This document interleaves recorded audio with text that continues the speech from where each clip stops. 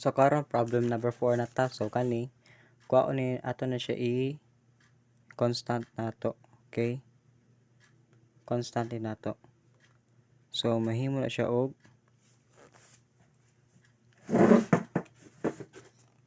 1/2 nya sin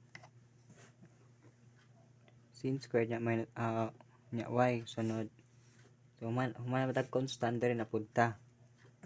W and then 1/2 copy lang ni nimo sin nya 2 nya 2 nya y human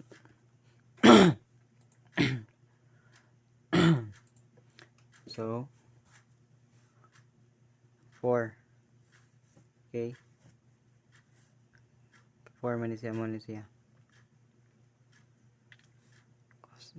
cos nila nya sunod kay dere na punta. So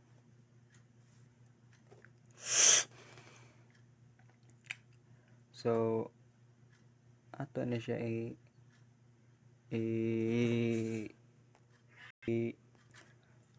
so kana ato na siya multiply.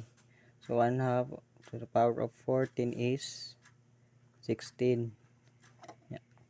Unya ato na siya i-copy kani sin y squared na y. Unya karon nato na siya i-multiply ani cos nya 4 nya y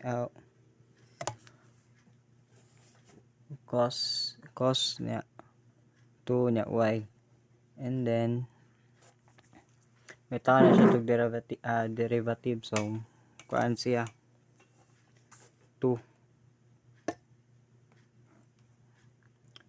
unya karon nato na siya kalimot ko butang sa 4 na amaday ni unya ato na siya i-multiply sunod kay divide. Okay, so 4 times 2 equals 8 plus divide of 1/6 1/16 is 1/1/2 and then mahimo na siya og sin nya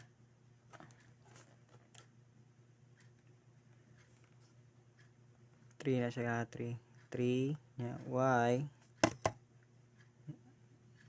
3 nya 2y di ay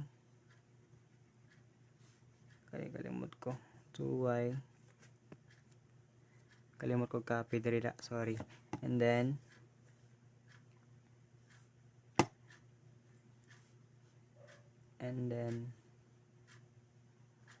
cos nya